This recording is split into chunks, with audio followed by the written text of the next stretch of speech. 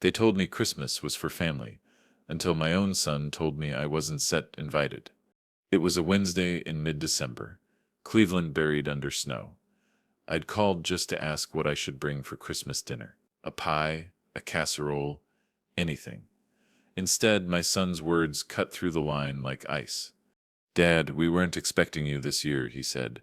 His tone wasn't hesitant. It was firm, practiced. I swallowed, confused. "What do you mean, not expecting me?" He sighed, the kind of sigh that says you've already had this conversation in your head. "Look, Dad, it's better if you stay home. The kids are older now. We want to do Christmas our way. You should relax at your place." Then, almost as an afterthought, he added, "It's really our Christmas now." My grip on the counter tightened. My own son had just demoted me from family to outsider.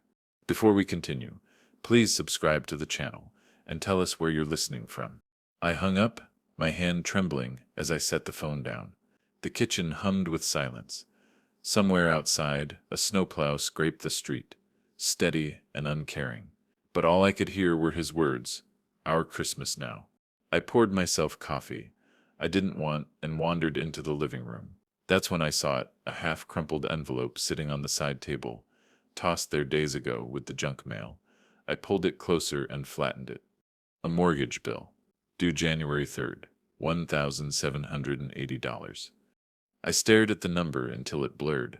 For 2 years I'd been covering those payments, my pension, my savings, my late wife's careful budgeting. Every dollar I put in kept his family warm and dry. And now, I wasn't welcome at the table that house sheltered. That's when it hit me. He didn't want me as part of the family. He just wanted my money. I sat heavily on the couch. The bill still in my hand. It felt heavier than paper. It felt like betrayal printed in ink. Memories washed over me. Christmas mornings where I built fires at dawn, so the kids would wake to warmth. Stockings his mother had hung by hand, the smell of her gingerbread filling the house. Every nail I hammered into that place, every shift I took in the dead of winter was for him. And now he had the gall to tell me to stay home. That night, I couldn't sleep. I lay in bed staring at the ceiling, the old furnace rattling like bones. My wife's Sips photo sat on the dresser, her smile frozen in a red Christmas sweater from years ago. I whispered into the dark, "What would you say to him if you were here?" The silence pressed down heavier than the snow outside. The next morning I went through the motions. Coffee, oatmeal, shoveling the drive. But my chest still burned. Later that day I drove into town for gloves and road salt. On the way back I slowed as I passed his house. The lights twinkled on the porch. A wreath hung neatly on the door. Through the front window I saw my grandkids circling the tree, their laughter spilling out even through the glass. My daughter-in-law carried a tray of cookies to the table. It looked like a postcard, perfect, warm, complete. Except I wasn't that invited. My grip on the steering wheel turned my knuckles white. I thought about parking, knocking, demanding answers, but I didn't. I kept driving, the snow hissing under my tires. Back home, I opened the drawer in my desk where I keep my records.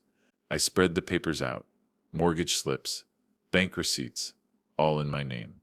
$1,820 in November, $1,780 in October, over and over again.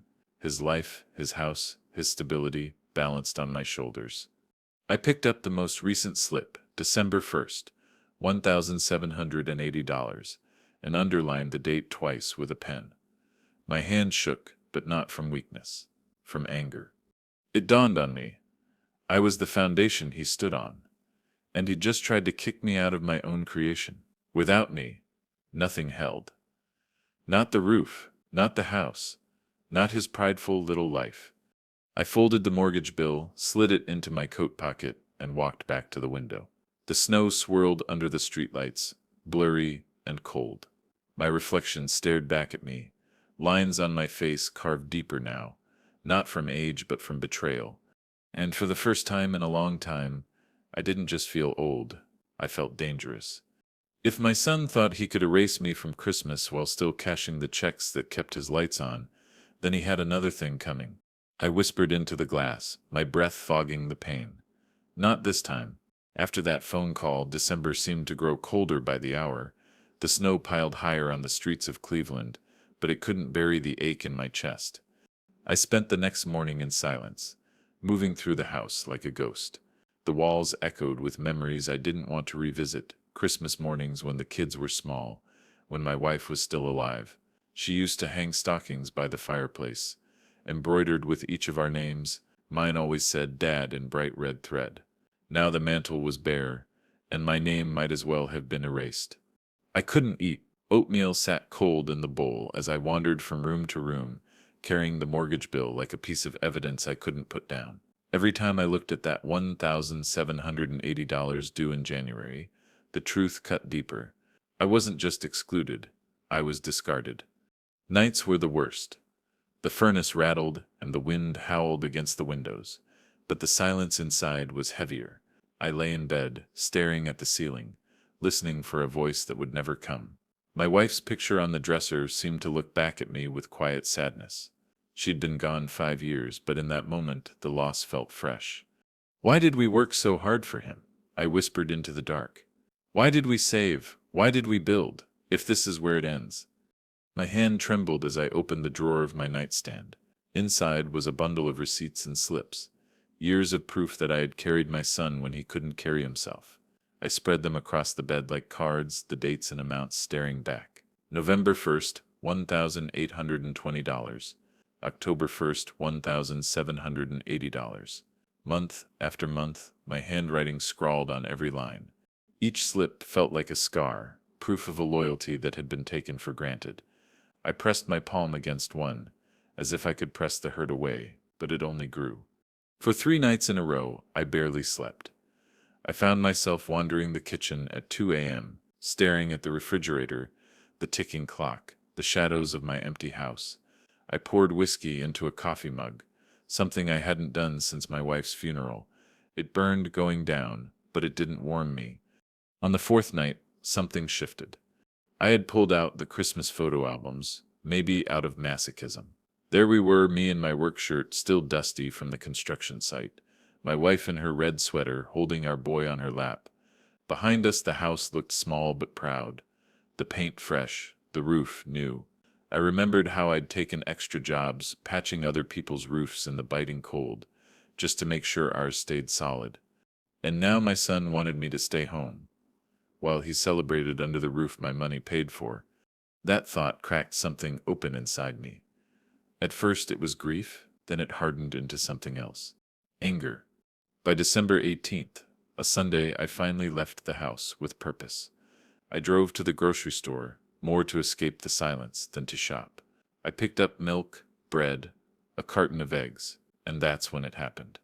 In the next aisle, I heard his voice. My son. I froze, heart hammering. He was talking to someone on the phone, loud enough that I couldn't help but hear. Dad Sep's old, he said. He won Sep be around forever. Once he Sep's gone, the house is mine. The words hit me harder than the wind outside. I ducked behind a shelf of cereal boxes, every muscle tense, listening as he laughed lightly. Yeah, it's Sep's just a matter of time. He's Sep's still paying, but once it's Sep's over, everything's Sep's set. I gripped the cart so tight my knuckles went white. I wanted to march around the aisle and confront him right there, but I didn't. I stood in the shadow of a Frosted Flakes display, letting his words carve themselves into me. When he walked past moments later, he didn't even notice me. He just strolled out, whistling, like the world was his. I stood there for a long time, staring at the boxes, trying to swallow the lump in my throat. That night, back home, I spread out the receipts again. But this time, I didn't see them as scars. I saw them as weapons, proof, evidence. My grief hadn't disappeared, but it had transformed. I wasn't a ghost in my own house anymore. I was a man with fire in his chest. I whispered to the empty living room. If you think I'm old and powerless, you are about to learn just how wrong you are. The mortgage bill sat on the table, glowing under the lamp. It no longer looked like a burden. It looked like a key. And I decided then, if my son wanted a Christmas without me, then he'd get one. But it wouldn't be the way he imagined. By the time the calendar hit December 19th, I wasn't just grieving anymore. I was planning. The pain had hardened into something sharper, something that made my hands steady instead of trembling. That morning, I pulled on my heavy coat, tucked the mortgage bill into the inside pocket, and drove downtown to a brick building I hadn't stepped into in years. Halperin and Associates, my old lawyer's office. The receptionist recognized me, or maybe just the look in my eyes. "Mr. Walker," she said softly, "he can see you now." Inside, the air smelled of leather chairs and strong coffee. My lawyer, Mr. Halperin, was older than me, but sharper than ever. His gray suit was neat, his eyes as quick as they'd been when he helped me settle my wife's estate. "What brings you in before Christmas?" he asked, leaning back. I laid the mortgage bill on his desk. "Tell me what happens if I stop paying." He raised his eyebrows. "Stop paying? You've been carrying this note for years." "I know," I said, my voice steady. "But it sets not mine alone, it sets in both our names. My son sets in mine. What happens if I walk away?" Halperin steepled his fingers, thinking. Then he nodded slowly. "Without your contribution, foreclosure proceedings would begin. The bank would issue a notice within 30 days. Unless your son pays in full, he could lose the house." The words sent a quiet thrill through me. For the first time in weeks, I felt the weight shift off my shoulders. I leaned forward. "So the house stands on my payments." "That's Sip's right," Halperin confirmed. "Without you, nothing holds." I left his office with the paperwork tucked neatly in a folder, the cold wind biting my face as I walked back to the truck. My boots crunched against the ice, but I felt taller than I had in months. On the way home, I stopped at the grocery store. I wasn't hungry. I wasn't shopping. I just wanted to see if lightning would strike twice. Sure enough, it did. As I turned down the frozen foods aisle, I heard his voice again. My son. He was talking to a buddy this time, his tone cocky and careless. "Dad's paying the mortgage," he said. "Always has, always will. The old man Sep's too soft to quit." His friend laughed, and my son laughed too, loud enough for the whole aisle to hear. I stood frozen by the freezer doors, pretending to study a bag of peas, my heart pounding. Those words weren't just betrayal. They were proof. He was banking on me, never finding a spine. When I got home, I pulled out a yellow legal pad and started writing. Dates, amounts, payments. November 1st, $1,820. December 1st, $1,780. Next to each, I wrote one word in bold letters. M.E. The receipts stopped being pieces of paper. They became ammunition. That night, I couldn't sleep again. But this time, it wasn't grief keeping me up. It was strategy. I started taking photos of each receipt with my phone, one by one, creating a digital record. I even snapped a picture of the mortgage bill itself. The due date circled in red ink, January 3rd. By the next morning, I had a folder on my desk labeled simply, Proof. On December 21st, 2 days before Christmas Eve, I met my daughter-in-law at a coffee shop downtown. She'd called to check on me, maybe out of guilt. I decided to test the waters. "How are the kids?" I asked. She smiled nervously. "They sipped her good. Excited for Christmas." Then her smile faltered. "Look, I sip him sorry about, he just wants things his way." I nodded slowly. "Does he?" She hesitated, stirring her latte. Then she slipped. "He told the neighbors the house is already his, that it sips just a matter of time." My stomach tightened, but I forced myself to stay calm. "Already his." She bit her lip, realizing too late what she said. "No," I interrupted gently. "You said enough." When I left the cafe, I had all the confirmation I needed. He wasn't just cutting me out of Christmas. He was cutting me out of my own house. That night, back at my desk, I looked at the folder labeled Proof and whispered to myself, if it's Seth's war he wants, war is what he Seth'll get. I took out the spare key to his house, the one he'd given me years ago in case of emergencies. I rolled it in my palm, feeling its sharp edges bite into my skin. An idea began to take shape. For now, I kept it tucked in my pocket. The time wasn't right yet, but soon. By December 22nd, I had a plan forming in my head. It wasn't fully built, but the foundation was set. Every bill, every receipt, every overheard word, they weren't just reminders of betrayal anymore. They were bricks, and I was laying them one by one, building something stronger than grief. Revenge! And the best part, I wouldn't have to raise my voice or my fists. All I had to do was stop paying, stop protecting, stop carrying a man who thought he was too good to set a place at the table for me. I closed my eyes that night with a strange calm. For the first time in weeks, I slept. But when I woke the next morning, the anger returned. Sharper than before. This time, though, it came with direction. My son had no idea what was coming. December 23rd, 2 days before Christmas. The city was buzzing with last-minute shoppers, but I wasn't thinking about gifts or decorations. I was thinking about keys. I still had mine, the emergency spare my son had given me years ago. For months it had sat forgotten in a small dish by my front door, tossed among loose screws and old nails.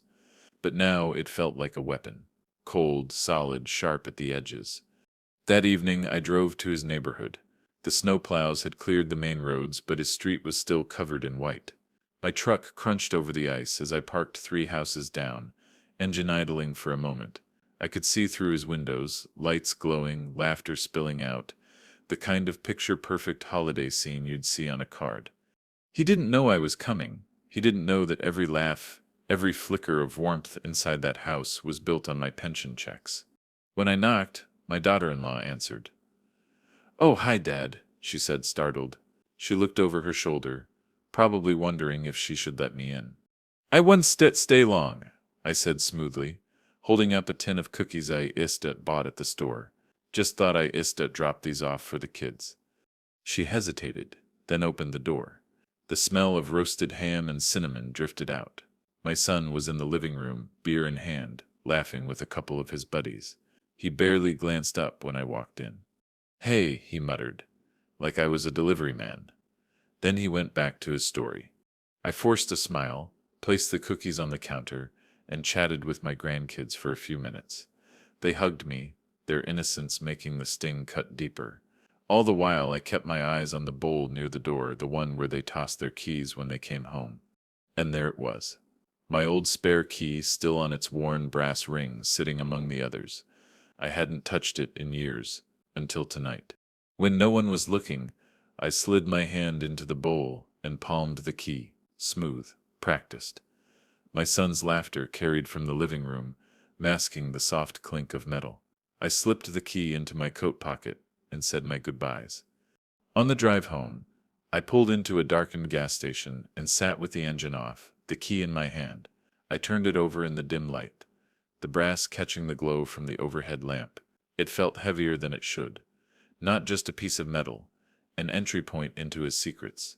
The next night, December 24th, while families gathered for Christmas Eve, I prepared for something else. I dressed in my heaviest coat, gloves, and boots. The streets were quiet, blanketed in snow. At 9 p.m., I parked a block away and walked to his house, the spare key burning in my pocket. The neighborhood was alive with holiday cheer. Lights twinkled, music drifted faintly from open windows, but his house was silent. They'd gone to her parents' place for the night. I knew because I'd overheard my daughter-in-law mention it at the coffee shop. I approached the side door, heart hammering. The key slid into the lock, as if it had been waiting for me. One twist, and I was inside. The house smelled of pine and cinnamon, faint even in the emptiness. I moved quietly, my boots sinking into the plush carpet. I passed the tree in the living room, gifts piled high beneath it, boxes wrapped in glossy paper, boughs shining, all bought with money he didn't earn. But I wasn't here for presents. I was here for proof. Upstairs, in his study, I found it. The desk light was off, but moonlight through the curtains was enough. Papers scattered across the surface, receipts, statements, and right in the middle, a bank slip. I picked it up, my pulse quickening.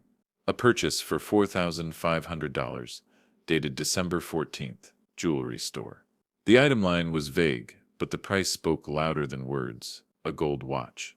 While he told me to stay home for Christmas, he was blowing thousands on himself, with my money.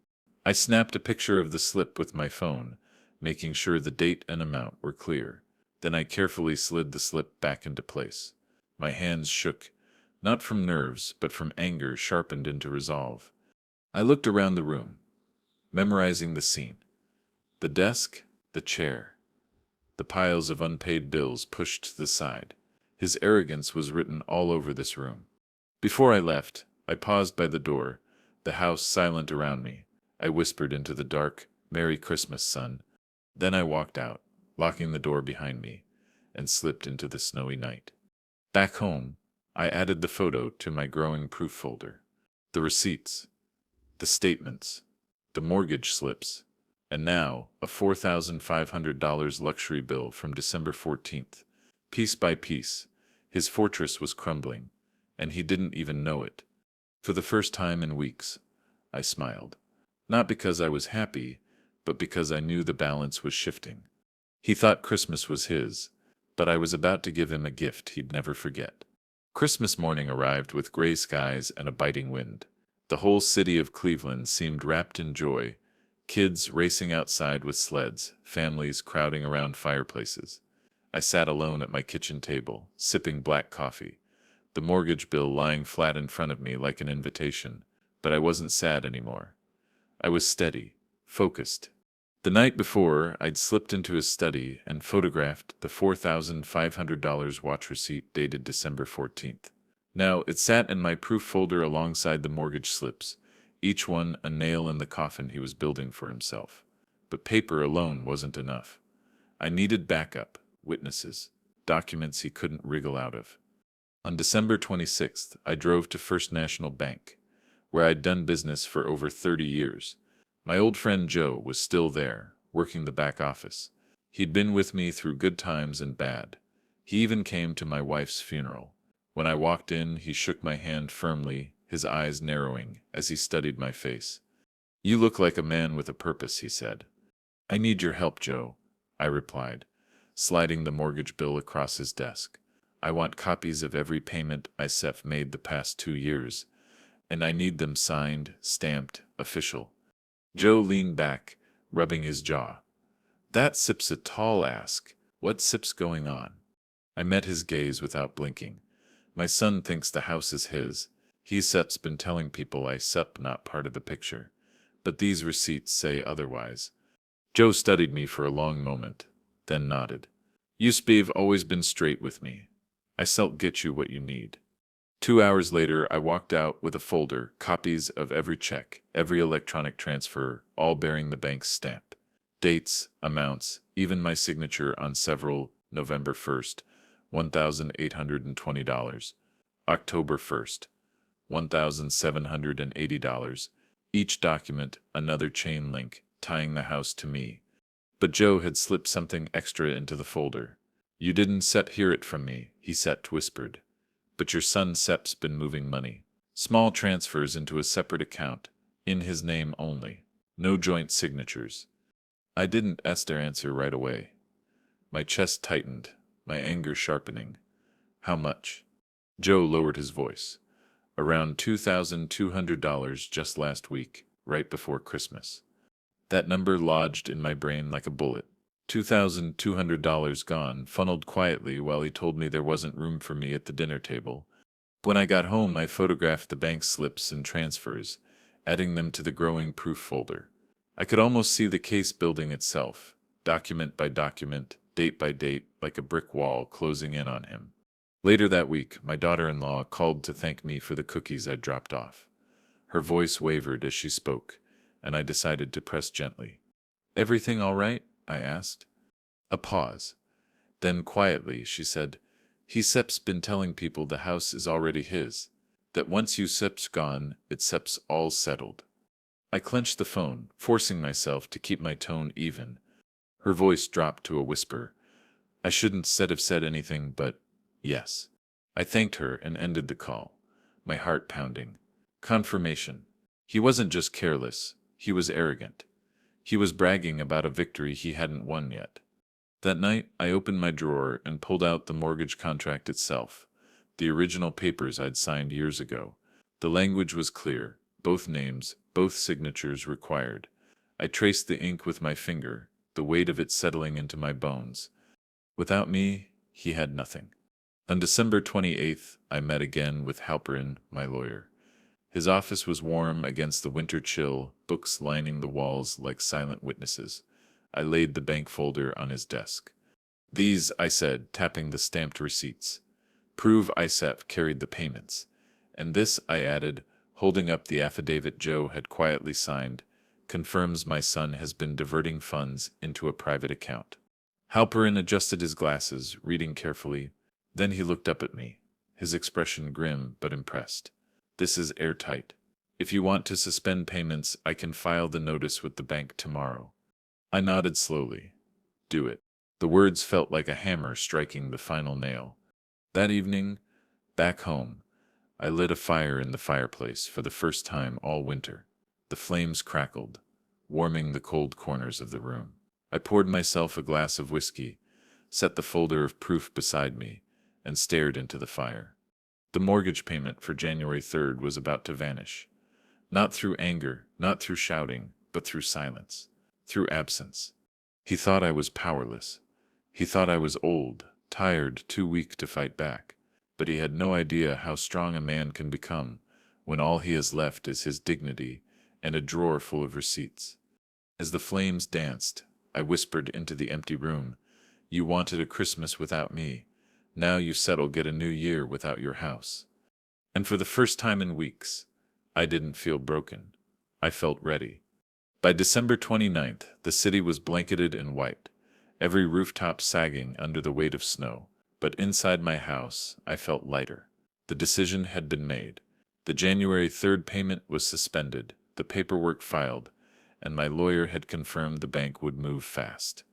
Now all I had to do was wait. The strange thing about revenge is that it doesn't roar. It hums. It's quiet. It's the calm in your chest when you know you're holding all the cards. Each day that passed, I moved through the world with a steady, deliberate patience, while my son had no idea the ground beneath him was crumbling. On the morning of December 30th, I walked into the local diner for breakfast. The place smelled of bacon grease and coffee, familiar and comforting. As I slid into a booth, I overheard two men at the counter whispering, "Did you hear? He's been saying the house is his already." They were talking about my son. Word had spread. His arrogance wasn't just poisoning our family. It was spilling into the neighborhood. People were starting to notice. I sipped my coffee, hiding a smile. By the time the truth came out, the gossip would explode like a match to dry pine. Later that day, I ran into him at the hardware store. He spotted me near the paint aisle, his face tightening before he plastered on a fake smile. "Hey, Dad," he said, too loud as if rehearsed. "Everything good?" I studied him carefully. His eyes darted, his tone carried an edge. He was nervous. "Fine," I said simply, not offering more. He leaned closer, lowering his voice. "Listen, you still paying January SEPA's bill, right?" I let the silence stretch, watching the sweat bead at his temple despite the cold outside. Then I smiled faintly. "We sits." His jaw tightened. "Dad, don't play games. You know how important this is." I leaned in just enough for him to hear. "More important to you than to me." Then I walked away, leaving him standing there with his fists clenched. That night, I sat by the fire with the proof folder on my lap. I flipped through the documents slowly. The stamped receipts, the affidavit from Joe, the $4,500 watch slip, the $2,200 transfer. Each piece felt like a loaded weapon, and in just a few days I'd fire them all at once. By December 31st, the tension was thick. My phone rang 3 times that day. My son trying to sound casual, asking if I'd join them for New Year's Eve. I ignored every call. At midnight, I stood at my window watching fireworks burst over Cleveland, their colors reflecting on the snow. Alone, yes, but not defeated. On January 1st, he finally showed up at my house. No warning, just a knock at the door. When I opened it, he stood there in a heavy coat, his face pale. "Dad, can we talk?" he asked. I stepped aside, letting him in. The air between us was heavy, charged. He sat at the table, tapping his fingers. Look, I know we Sev had issues, but the payment Sep's due in 2 days. I just need to know you Seps'll cover it. Just this once more. I folded my hands, staring at him. And then what? You cut me out again? Tell the neighbors I Sip not part of this family? He blinked, startled. What are you talking about? I hear things, I said quietly.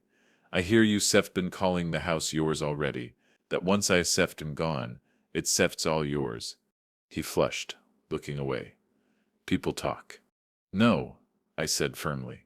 You talk. The silence stretched. He finally looked at me, his bravado cracking. Dad, please. If you stop now, we lose everything. I leaned back, feeling the fire behind me warm my shoulders. Then maybe you should set thought of that before you told me there wasn't set a place for me at your table. His mouth opened, then shut. He had no answer. He left soon after, slamming the door hard enough to rattle the frame. I stood there in the quiet, watching the snow fall heavier outside, feeling the weight of years lift off me. January 2nd was calm. Too calm. I spent the day sharpening my plan for what was to come. I placed the folder neatly into my briefcase, alongside the mortgage contract itself. Tomorrow, the house of cards would fall. That night, I didn't lie awake in grief like before. I lay awake in anticipation. The storm was almost here, and I was ready to stand in the center of it. By the morning of January 3rd, the choice would be out of my hands. The payment was canceled. The foreclosure clock would start, and my son's perfect little world would crack wide open. I closed my eyes and whispered, "It's Set's time." They called it a holiday dinner, a make-up meal, since Christmas had come and gone in a blur of avoidance. January 2nd, early evening. Cleveland sky the color of pewter, the kind of cold that makes doors cling to their frames. I showed up at 6 sharp with a simple pie and a heavy leather briefcase. The pie was for show. The briefcase was for truth. Inside, the house was warm and loud. Kids in socks sliding across hardwood, football murmuring from the den, a candle flickering on the dining table beside a bowl of cinnamon sticks. My daughter-in-law greeted me with a thin smile, the careful kind people wear when they've been told to keep the peace. My son hovered by the kitchen island, a beer in his hand, laughter already too bright. When his eyes met mine, the brightness faltered. "Dad," he said, voice pitched to friendly. "Glad you could make it." "I wouldn't miss the holidays," I answered, setting the pie down and keeping the briefcase in my grip. We gathered at the table, him at the head, like he'd earned the seat.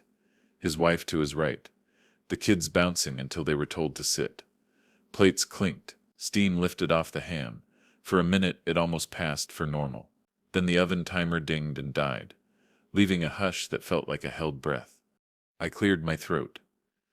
"Before we eat," I said, "I brought something." My son Sip's jaw twitched. "Dad, maybe we—" I set the briefcase on the tablecloth, unlatched it, and opened the lid like a casket. Inside, a neat stack stamped bank copies, the mortgage contract with both our names, a printed photo of a crumpled store slip, and a signed page with blue ink that would matter more than any of us wanted to admit. I didn't raise my voice. I let the paper do the shouting. "This," I said, sliding out the top sheet, "is November 1st, $1,820. My transfer. Bank stamp, right there. This October 1st, $1,780. My transfer. And this," I tapped the next December 1st, $1,780. My transfer. I laid them side by side like placemats. The kids went still, sensing the air change. My son forced a laugh. "Dad, come on. It's Sep's dinner." "Exactly," I said, meeting his eyes. "A dinner I wasn't expected Sip to attend, but my money has always been expected." He reached for a roll, then thought better of it. "You start being dramatic." I drew out the next page, a 4x6 photo printed from my phone. I slid it toward him. "That Sip's a purchase for $4,500 at Denim Jewelers on December 14th. The slip was on your desk." "Gold watch," I sipped guess. Color climbed his neck.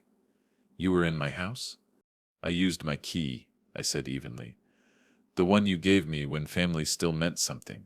My daughter-in-law's eyes flashed to him, confusion knitting into worry. 4,500, she whispered. He barked. It's not like that. Then there's this, I said, lifting a single page with a neat blue signature at the bottom. An affidavit from Joe Daniels' First National Bank. It confirms the last 2 years of housing payments were largely mine, and that on December 20th, you moved $2,200 into a personal account, yours only. I tapped the date. 5 days after you told me not to come for Christmas. The room shrank to the space between us. He stared at the page like it might catch fire. Joe had no right. Joe had every right to confirm my payments, I said, and to sign a statement about what he witnessed. My daughter-in-law turned to him, voice very small. You told me we were tight, that we needed every dollar. He looked everywhere but at her. I was going to fix it. I slid the mortgage contract into the center of the table. The paper made a soft, decisive sound. Here sips the part you didn't fix, I said. 2 names. 2 signatures required for any changes, including refinancing. The house stands because I hold it up. Without me, it doesn't stand at all. He drew a breath through his nose, knuckles whitening around his beer. You wouldn't dare. I let the next silence do its work. In the kitchen, the refrigerator motor kicked on and hummed. Somewhere in the den, a commentator said something about a 2-minute drill. It all felt far away. I folded my hands. January 3rd is tomorrow, I said. That mortgage payment. $1,780, one will be paid. ISEF already filed with the bank. The clock starts in the morning. My daughter-in-law covered her mouth. The kids stared at their plates, the kind of stillness children keep when the weather turns inside a room. He leaned forward, voice low. Dad, don't do this. Please. I held his gaze and saw, for the first time, the boy who used to run Hot Wheels across my work boots while I calculated lumber in my head. I saw my wife's eyes in the set of his, and it almost softened me. Almost. You told me, I said quietly, that this was your Christmas now. You told the neighborhood the house is already yours. You used my money, and you lied to your wife. You forgot who built your foundation. He glanced at her, panic blooming. He sips twisting it. I slid the final page toward the center and tapped the signature that wasn't his. This is the notice from Halperin and Associates. Effective December 30th, my authorization to continue payments was withdrawn. There is nothing to twist. He sagged back, like a man who just realized the ground is ice. You want to watch your grandkids lose their home?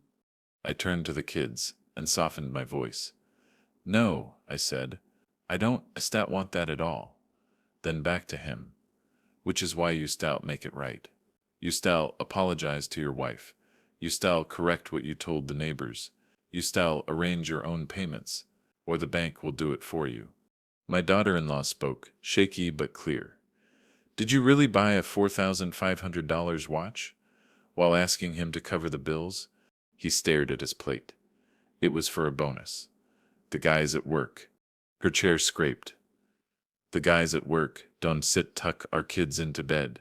He pushed back from the table so suddenly his beer tipped, a dark ring spreading on the white cloth. The kids flinched. He stood, chest heaving. You were punishing me because you felt left out of dinner. I stayed seated. I set in drawing a boundary because you made me into a wallet and called it family. And you didn't just leave me out of dinner, you left me out of the truth. The timer on the oven burped again and fell silent. I closed the briefcase with a gentle click. I came tonight so you hear it from me. Not from a letter. Tomorrow the notice lands. If you can cover it, cover it. If you can the bank will set the terms. He lunged for the folder, but I slid it away. These are copies, I said. The originals are with my lawyer. For a moment, he was nothing but fury. Then something broke, maybe pride, maybe denial. He sank back down, staring at the candle flame, trembling in its glass. When he finally spoke, the words were cracked. What do you want? I considered the question, then answered the way I should have months ago. Respect, transparency, and the truth told out loud in this house. He swallowed. I can sell the watch. That's a start, I said. Call the bank tomorrow. Arrange your own payment for January and every month after. Tell your wife where the money went. Tell your neighbors you were wrong. I paused. And tell your kids their grandfather will be welcome at the table when their father remembers how to set it. He stared at me, pride and panic fighting a small war behind his eyes. Then he nodded once. Barely. Okay. My daughter-in-law turned to me, a tear streaking her mascara. Thank you, she whispered, for telling me, for not blindsiding us with a sheriff at the door. I picked up the pie and set it back on the table, an ordinary dessert in an extraordinary moment. I don't said want blood, I said, just boundaries. We ate then, in a silence that wasn't empty but honest. The ham had cooled. The rolls went untouched. The kids picked at mashed potatoes and kept peeking at me like I might turn into a judge. When plates were cleared, I stood, latched the briefcase, and slipped my coat on. At the door, my son hovered. He looked smaller than he had an hour ago, less like a man at the head of a table, and more like a boy in a discipline line. Dad, he said, voice rough, if I make it right. You still have your house, because you earned it, I said, not because you stole my name to prop it up. He nodded, eyes shining without tears. Tomorrow? Tomorrow, I agreed. January 3rd. Call by noon. I stepped onto the porch. The night had turned sharper, the cold clean and biting. Across the street, a neighbor dragged their bins to the curb, their breath pluming in the porch light. Behind me, the door clicked closed, and the house exhaled. On the sidewalk, I paused and looked back through the window. I could see my grandchildren chasing each other past the tree. My daughter-in-law stood in the kitchen with the dish towel, looking at my son the way you look at a person you're finally seeing clearly. He leaned against the counter, head down, the bravado drained from him like color from a photograph. I walked to my truck and set the briefcase on the passenger seat. The leather felt warm from the house. I rested my hand on it and let out a breath. I felt like I'd been holding since mid-December. He had tried to make me invisible. He'd made a mistake. The thing about foundations is, you only notice them when they shift. Tomorrow, the bank would send its letter. Whether he learned anything from this dinner would be up to him. Justice isn't always a hammer. Sometimes it's a meal where the truth sits in the center of the table, and no one can pass it by. I turned the key in the ignition and drove into the dark, the briefcase heavy beside me, the road hard and honest under my tires. January 3rd dawned bitter and pale, the kind of Cleveland morning where the sun feels like it can't quite punch through the clouds. I was already up, sipping black coffee at the table, when the phone rang. It was my son. His voice was hoarse, like he hadn't slept. Dad, the bank called. They said the payment didn't go through. I stirred my coffee slowly, letting the silence weigh on him before I answered. That sep's right. It didn't sept. You can just walk away like that. His voice cracked into anger. This is my family sep's home. No, I said, calm as the snow outside. It seps our mortgage, and for 2 years I seps carried it. You told me I wasn't sept welcome at your table. Today you sept finding out what it means when I sept not part of your house. He swore under his breath, muttered something about fixing it, then hung up. I didn't call back. By noon, the neighborhood already knew. Word travels fast when pride collapses. A foreclosure notice doesn't land overnight, but rumors do. A neighbor stopped me at the gas station later that day. I heard your boy's house is in trouble, he said softly, like gossip wrapped in sympathy. I shrugged. He should have thought about that before bragging. That evening my daughter-in-law called me directly. Her voice shook, but she wasn't set angry at me. She was angry at him. He never told me about the transfers, or the watch, or that you were still paying most of it.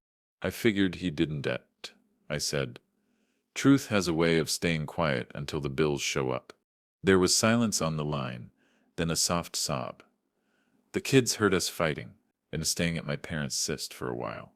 I closed my eyes, leaning back in my chair. I hated that the little ones were caught in the middle, but I couldn't stop now. This wasn't about punishing them. It was about holding their father accountable. 2 days later, I drove past the house. The Christmas lights were still up, sagging under icicles, but the warmth inside was gone. My son sat slumped in the living room chair, beer bottles scattered on the table, curtains half drawn against the world. The arrogance I'd overheard in the grocery store had drained out of him, leaving something hollow. On January 6th, he showed up at my door. His coat was wrinkled, eyes bloodshot. He didn't bother with pleasantries. "Dad, you win. Just help me fix this before we lose everything." I looked him over, measured the desperation in his voice. "This isn't sept about winning," I said. "It's sept about learning. You wanted me gone. Now you see what that means." His fists clenched at his sides. "You sept rather see your grandkids on the street than pay one more bill?" "No," I said firmly. "I sept rather see their father grow up and face the truth."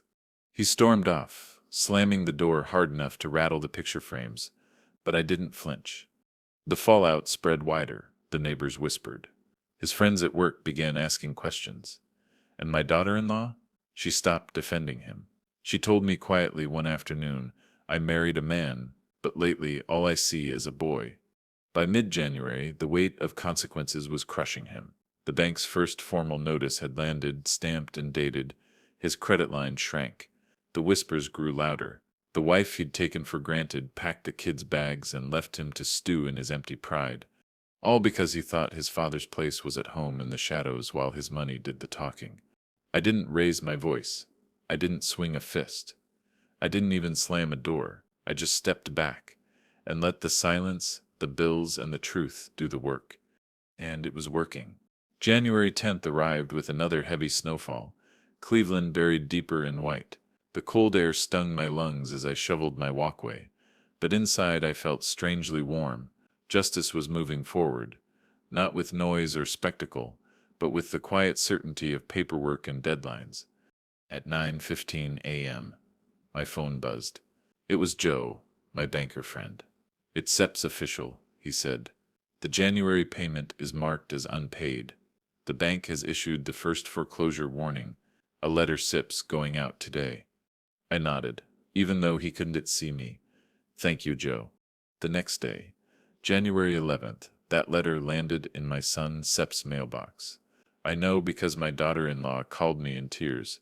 "It's SEP's real," she said, voice shaking. "A foreclosure notice. I can SEP believe it. SEP's come to this." "It came to this," I answered gently. The moment he decided my money mattered more than my presence. On January 13th, I spotted him at the grocery store. No cocky laugh this time. He stood in line with a half-empty basket, wearing the same coat from the dinner, his hair unkempt. When he saw me, his eyes dropped to the floor. He didn't speak. He couldn't. By January 15th, the neighbors knew the full story. One of them stopped me outside church, leaning close. "He told us the house was already his," she whispered. "Now look." I just smiled faintly. Houses stand on truth, not lies. The collapse came faster than even I expected. On January 18th, my daughter-in-law moved in with her parents for good. She left him a note, slipped under his beer bottle on the coffee table. Later she showed it to me. It read, "I won't raise our children in a house built on lies." That same week he called me. His voice was ragged, stripped of arrogance. "Dad, I can fix this. The bank wants nearly 5,000 by February, and I don't let it have it." I let the silence hang for a long time before I said, "Now you understand what it means to carry weight you never earned." He sobbed quietly, trying to muffle it. "Please, just one more time, cover it for me." I closed my eyes, remembering the day he told me not to come for Christmas, the words still sharp. "Is SEP's really our Christmas now?" "No," I said. "You made sure I wasn't set at your table. Now you sit to learn what it feels like when I sit not at your house." He hung up, broken. On January 22nd, Halperin, my lawyer, called me with an update. "The foreclosure is progressing.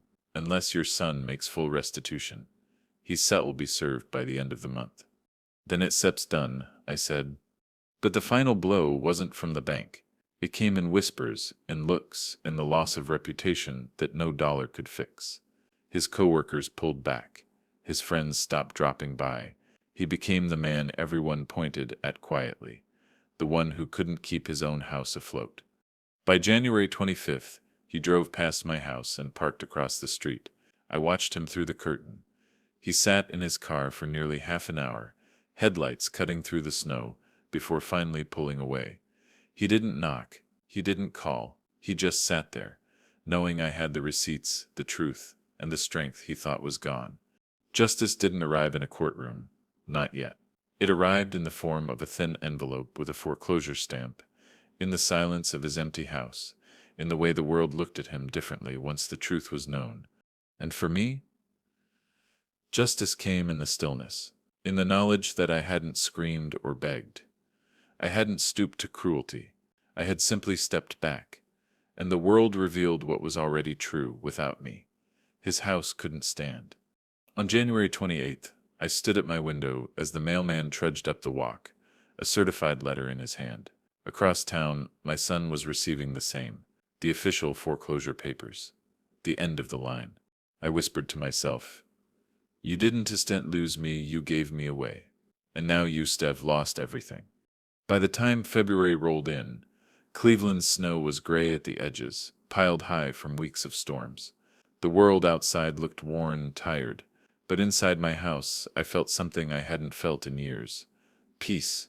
I sat by the fire most evenings, the proof folder tucked back into my desk where it belonged.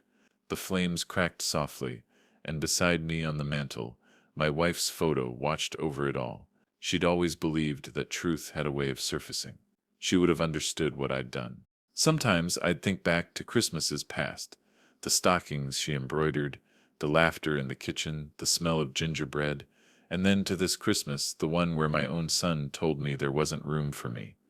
That wound will never fully heal, but it taught me something. It showed me that loyalty without respect is just slavery in a nicer suit. I didn't take his house with a hammer.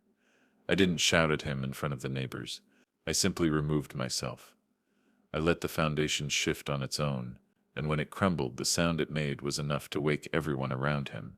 On quiet nights, I have to pour myself a glass of whiskey and whisper to my wife Sip's picture, "We built this house together." He forgot who held the foundation, but I reminded him. The truth is, revenge doesn't always come with fireworks. Sometimes it comes with paperwork, silence, and patience.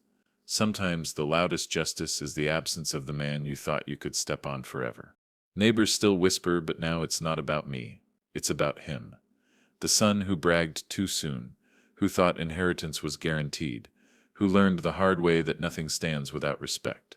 And I learned something too, that boundaries aren't cruelty. They're survival. They're the line between being a father and being a fool.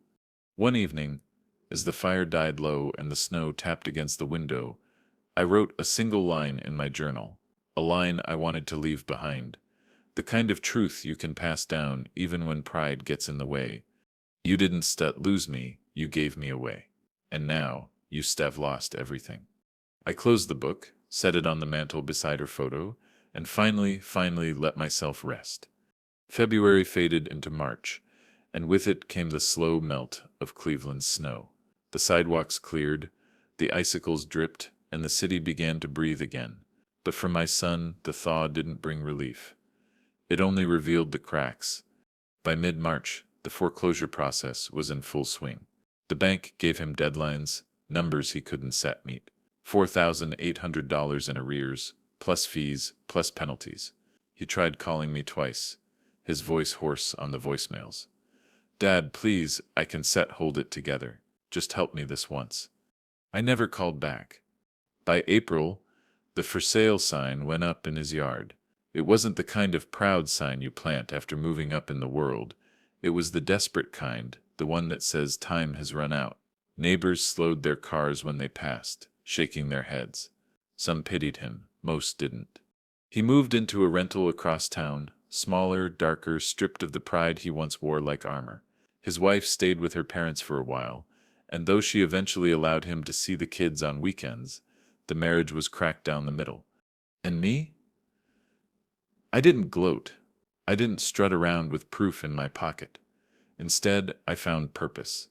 One afternoon, I walked into the local shelter downtown. the one that helps struggling families keep a roof over their heads. I wrote a check, not for the whole world, just enough to cover 2 months' rent for a family of 4. The woman at the desk asked if I wanted my name on the board of donors. I shook my head. No need, just make sure they stay warm.